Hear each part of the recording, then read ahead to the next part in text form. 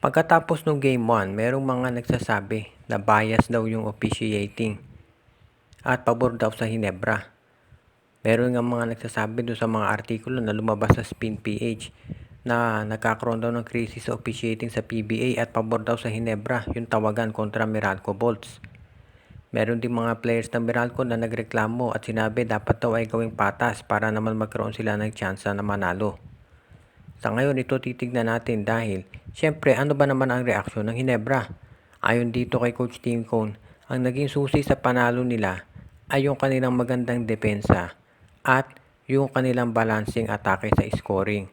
Nakita natin ang ganda ng contribution mula dito kay Pringle, Missy, Stan Hardinger, Aguilar, kay Rafku at sa iba pa nilang mga players. At yan ang dahilan kung bakit itong Barangay Hinebra ay nanalo.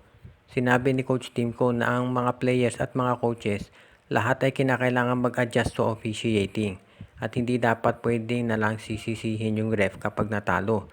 Dahil ayon dito kay Coach Tim, syempre kaya nga merong head coach challenge para kung merong tawag na hindi patas, pwede mo i-challenge yan. At sa ngayon sinabi ni Coach Tim Cone, dapat nakafocus ang Hinebra dito sa gagawin nila sa Game 2, regardless kung ano man ang maging tawag ng mga referee. Sa panig naman ng Meralco, yung mga players nila at yung mga fans ay sa tingin talaga ay pabor sa Hinebra yung mga naging tawagan. Kaya abangan natin kung ano magiging resulta dito. Kung talaga bang sa Hinebra pumapabor. Pero syempre, ang lahat na ito ay masasabi natin na nasa point of view o paniniwala ng mga fans. Kung ikaw ay fan ng Meralco, syempre sa tingin mo ay may mga tawag talaga na pumabor dito sa Barangay Hinebra. At sasabihin nga nung iba, ang dami daw mga fouls dito ni Stan Hardinger na hindi tinawag at pati na yung mga travel.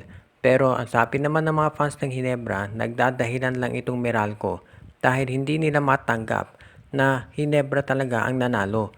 Dahil ang Meralco daw ngayon, desperado na talaga dahil kahit wala si Jamie Malonzo at Jeremiah Gray, hindi pa rin nila matalo itong Hinebra.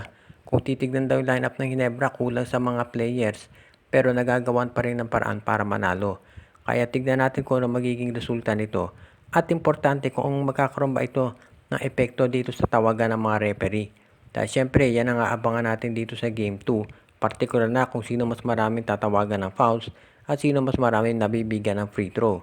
Dahil syempre yan palagi ang magiging bone of contention nitong mga teams ngayon. Partikular na dito sa serye katulad ng Meralco at itong Hinebra na alam naman natin ay magiging mahigpit. Kaya asahan natin yung magkakaroon ng siyempre mga reklamo sa officiating. Pero sa bandang huli, yung mga referees talaga kinakailangan tumawag dyan ng balance